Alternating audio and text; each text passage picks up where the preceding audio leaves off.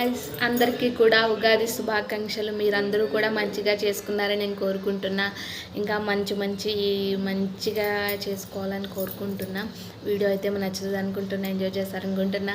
ఇంకా ముందు మంచి వీడియోస్ మీ ముందుకు వచ్చేస్తాను. నా ఛానల్ ఎవరైతే సబ్స్క్రైబ్ చేసుకోలేదు సబ్స్క్రైబ్ చేసుకోండి. పక్కనైతే వీడియో వస్తుంది, చూసి ఎంజాయ్ చేయండి.